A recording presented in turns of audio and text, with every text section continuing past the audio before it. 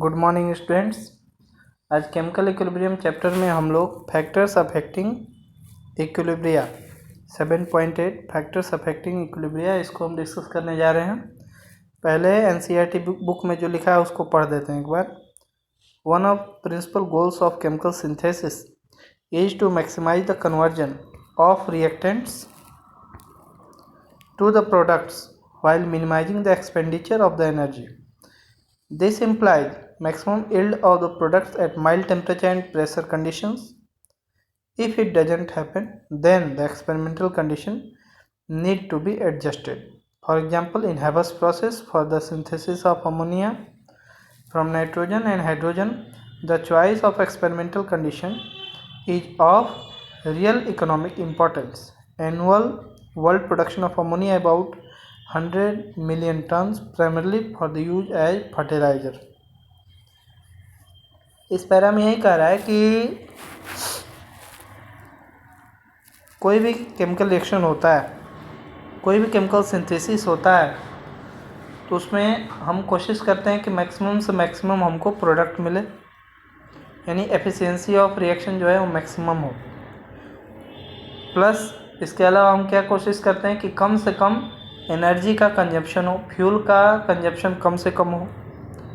इसके अलावा हम कोशिश करते हैं कि कंडीशन हमको जो मेंटेन करना रहता है रिएक्शन का कंडीशन, वो नॉर्मल कंडीशन, माइल्ड कंडीशन में ही रिएक्शन हो जाए। अगर माइल्ड कंडीशन में रिएक्शन नहीं होता है या यील्ड मैक्सिमम नहीं मिलता है तो फिर हम रिएक्शन के कंडीशन को, जैसे टेम्परेचर हो गया, प्रेशर हो गया, उसको रीएडजस्ट करते हैं।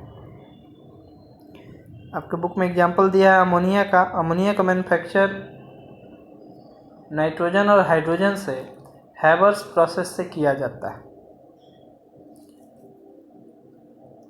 अमोनिया का प्राइमरली यूज होता है फर्टिलाइजर के रूप में, ठीक है। तो इसीलिए अगले पैरा में देखते हैं, मेन ले चटलियस प्रिंसिपल अगले पैरा में दिया हुआ है, वो समझने का चीज़ है, उससे क्वेश्चन आएगा आप लोग को। Equilibrium condition, equilibrium constant Kc is independent of initial concentration. But if a system at equilibrium is subjected to change in concentration of one or more of the reacting substances, then the system is no longer at equilibrium and net reaction takes place in some direction until the system returns to equilibrium once again. Similarly, a change in temperature or pressure of the system may also alter the equilibrium. In order to decide what course the reaction adopts and make a qualitative prediction about the effect of change in conditions on equilibrium, we use Le Chatelier's principle. It states that a change in any of the factors that determine the equilibrium condition of a system will cause the system to change in such a manner so as to reduce or to counteract the effect of the change. This is applicable to all physical and chemical equilibria. अब देखिए इस paragraph में क्या कह रहा है। इसमें यह कह रहा है कि इक्विलिब्रियम कांस्टेंट जो है किसी भी रिएक्शन, किसी भी रिवर्जिबल रिएक्शन का इक्विलिब्रियम कांस्टेंट वो जो रिएक्टिंग स्पेसीज हैं उनके इनिशियल कंसंट्रेशन पर डिपेंड नहीं करता है। ये चीज़ तो हमको भी पता है, क्योंकि इक्विलिब्रियम कांस्टेंट का जो एक्सप्रेशन लास्ट वीडियो में आपको मैंने बताया था, इक्विलिब्रियम कांस्टेंट का जो एक्सप्रेशन हम लोग लिखते हैं वो कैसे होता है। कंसंट्रेशन तो हम स्क्वायर ब्रैकेट में लिखते हैं, लेकिन साथ में लिख देते हैं एट इक्विलिब्रियम। जैसे अमोनिया का ही मैन्युफैक्चर की बात करते हैं, तो अमोनिया का मैन्युफैक्चर का जो इक्विलिब्रियम कांस्टेंट का एक्सप्रेशन आप लोग को ध्यान में होगा, Kc बराबर स्क्वायर ब्रैकेट के अंदर अमोनिया गैस, यानी अमोनिया गैस का कंसंट्रेशन, और इसका स्क्वायर कर देते थे क्योंकि स्टोइकोमेट्रिक कोएफिशिएंट 2 था बैलेंस्ड केमिकल इक्वेशन में, और डिवाइड करते थे नाइट्रोजन के कंसंट्रेशन से और हाइड्रोजन गैस के कंसंट्रेशन के क्यूब, यानी उसके पावर 3, जो कि उसके स्टोइकोमेट्रिक कोएफिशिएंट में था, ठीक है। तो ये जो कंसंट्रेशन टर्म्स है Kc बराबर, ये जो एक्सप्रेशन हम लिखते हैं ये एट इक्विलिब्रियम है।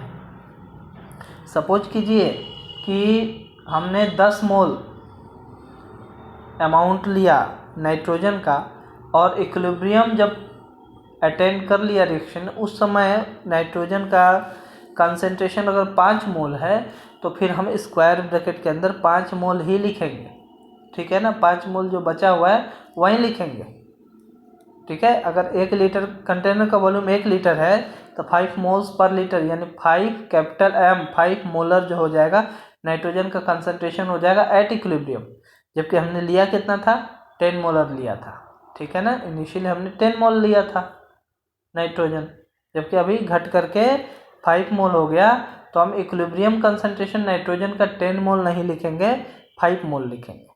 तो इसीलिए इक्विलिब्रियम कांस्टेंट के एक्सप्रेशन में जब इनिशियल कंसंट्रेशन नहीं आ रहा है तो हम आसानी से कह सकते हैं कि इक्विलिब्रियम कांस्टेंट जो है Kc वो रिएक्टिंग स्पेसीज के इनिशियल कंसंट्रेशन पर डिपेंड नहीं करता है, ठीक है।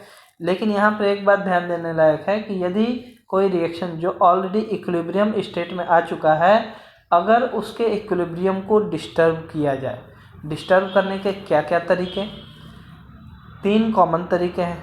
पहला तो कंसंट्रेशन बढ़ा दिया जाए, चाहे रिएक्टेंट का चाहे प्रोडक्ट का, या कंसंट्रेशन घटा दिया जाए रिएक्टेंट का या प्रोडक्ट का। दूसरा तरीका है रिएक्शन मीडियम का जो टेम्परेचर होता है वो चेंज कर दिया जाए, कम कर दिया जाए या ज़्यादा कर दिया जाए। तीसरा तरीका होता है प्रेशर। अगर रिएक्टिंग स्पेसीज यानी रिएक्शन मिक्सचर में कोई भी एक केमिकल स्पेसीज जो है वो गैस है, गैसियस स्टेट में है, तो फिर प्रेशर के घटाने या बढ़ाने से, सिस्टम के प्रेशर, कंटेनर के प्रेशर के घटाने या बढ़ाने से भी इक्विलिब्रियम डिस्टर्ब होता है। तो इन तीनों मेथड से कॉमनली इक्विलिब्रियम को हम डिस्टर्ब करते हैं। तो एक बार इक्विलिब्रियम डिस्टर्ब हो जाता है तो फिर क्या होता है, जैसे ही हम वो इफेक्ट हटा देते हैं, जैसे प्रेशर बढ़ाए और उसके बाद छोड़ दिए उस कंटेनर को, प्रेशर बढ़ा करके छोड़ दिए उस कंटेनर को, तो वो जो इक्विलिब्रियम रिएक्शन है वो अपने आप को इस तरह से रीएडजस्ट करेगा कि फिर से इक्विलिब्रियम गेन कर ले। मतलब कि अगर इक्विलिब्रियम पोजीशन डिस्टर्ब किया जाता है कंसंट्रेशन चेंज करके, प्रेशर चेंज करके,